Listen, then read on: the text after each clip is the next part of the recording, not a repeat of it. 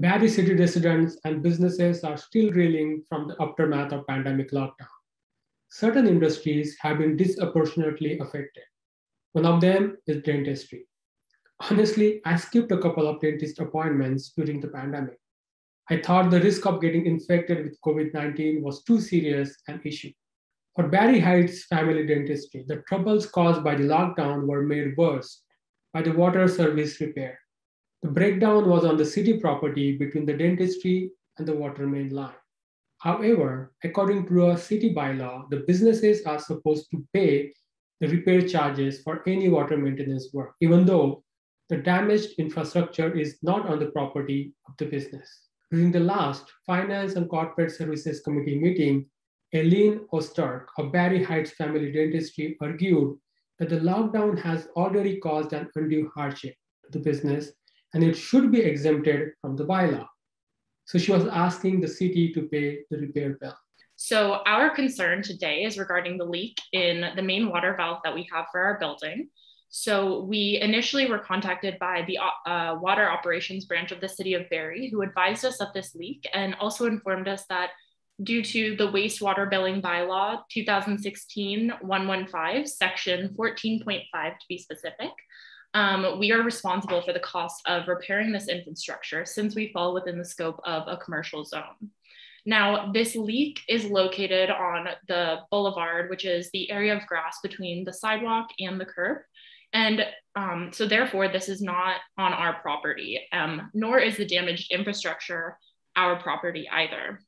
I understand that due to the wastewater billing bylaw, it still falls within our scope to repair this.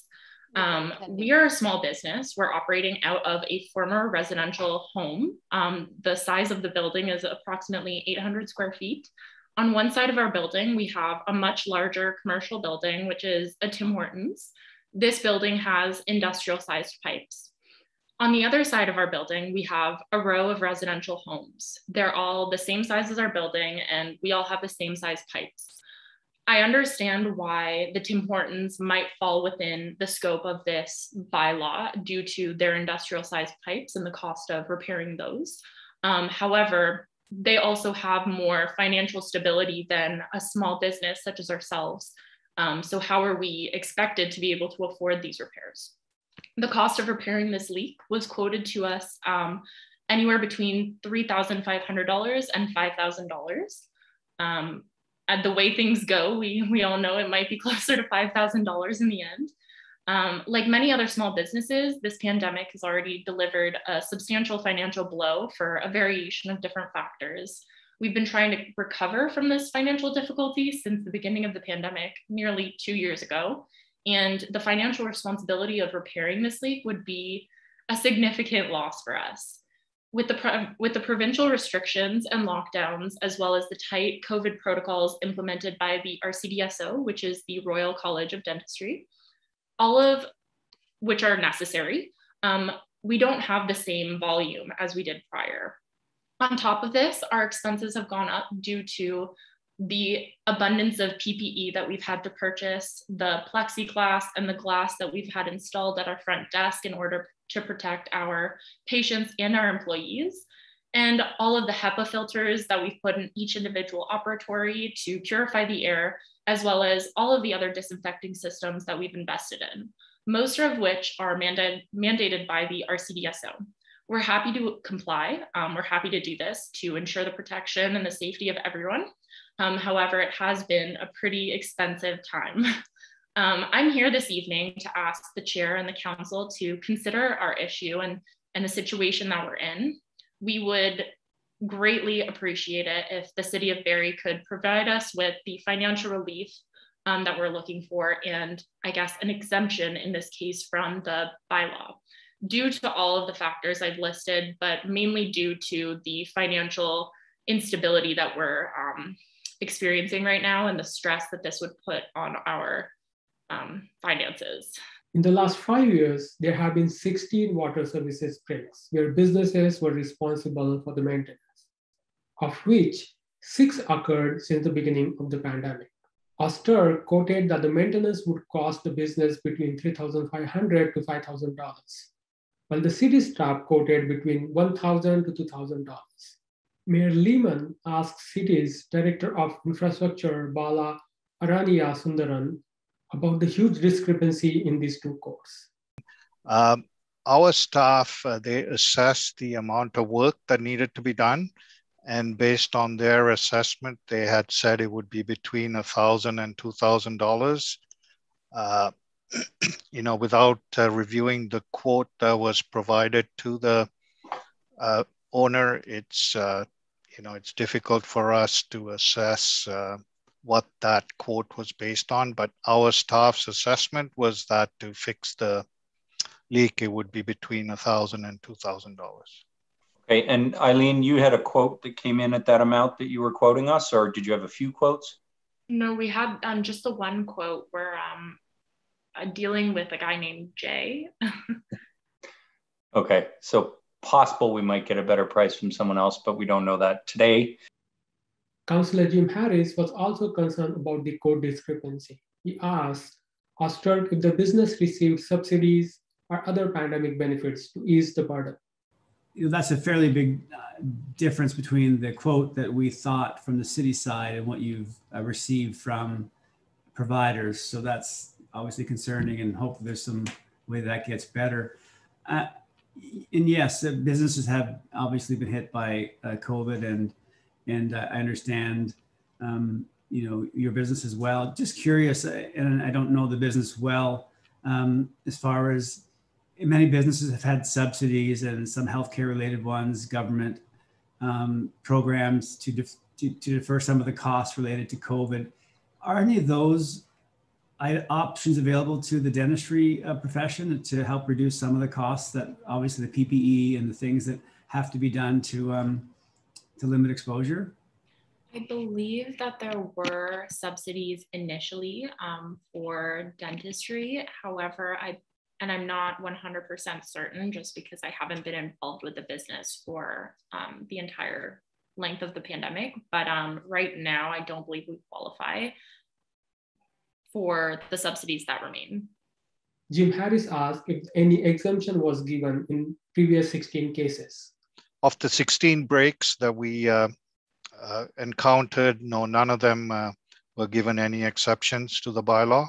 Okay, thank you. With the exception of one of the breaks where we did the repair, but even in that instance, we charged that back to the property owner, and that was paid. Okay, maybe a follow-up, if that's okay.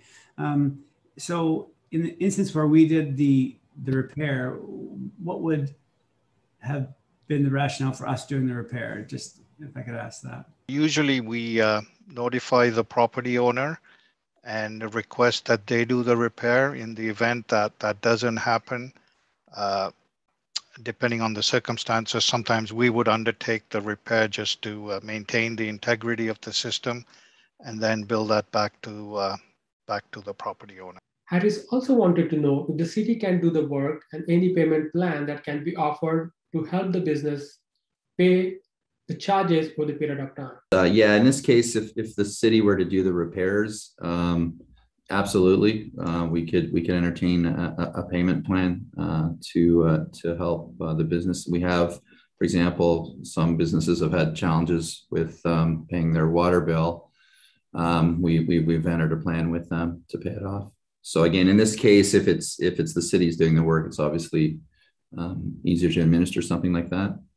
I mean, we only do the work in emergency situations or extenuating circumstances. But having said that, if requested, we could look at completing the work, hiring a contractor if we needed to, or if we could do the work ourselves. That could be an option too. Barrie Heights Family Dentistry is run out of a house that is converted into an office. Councillor Thompson wanted to know if using a residential property for commercial use might have caused the problem. In the instance where we've had 16 of these, do you find that out of the 16, how many of them were homes converted businesses? So are we having an issue with the intended use where a dentist would use much more water, you know, for their operation. Are we finding that the home conversions to businesses are running into this problem? Through you, Chair Morales, to Councillor Thompson, we don't have the breakdown of the type of business or the type of structures for the 16 instances where there was a break. But what I have gathered in the last few minutes, that of the 16, all but one were small size mains, meaning they were 19 millimeters to 50 millimeters. And there was only one connection that was a large connection, which was around 200 millimeters. And just to follow up, Chair Morales, when these break, is there any work performed by the city at the original break where you've exposed the pipe and excavations occurred on our side, or is this 100% on the property owner? Through you, Chair Morales, to Councillor Thompson, in almost all instances, it's all the responsibility of the property owner. The city primarily undertakes the initial investigation and undertakes any type of emergency response activities that we need to do, but in almost all cases, it is the responsibility of the property owner. In the end, Mayor Lehman put forward a solution to provide a relief to the business, at the same time continuing the practice of not providing any exemption. Staff be directed to work with the owners of the affected property to achieve the lowest cost repair possible. And the second paragraph is that staff be directed to permit the owners a payment plan interest-free for the cost of the repairs. So what I would be talking about here is the city would pay the bill. If we don't do the work ourselves, if we contract it out, we're still going to pay the bill.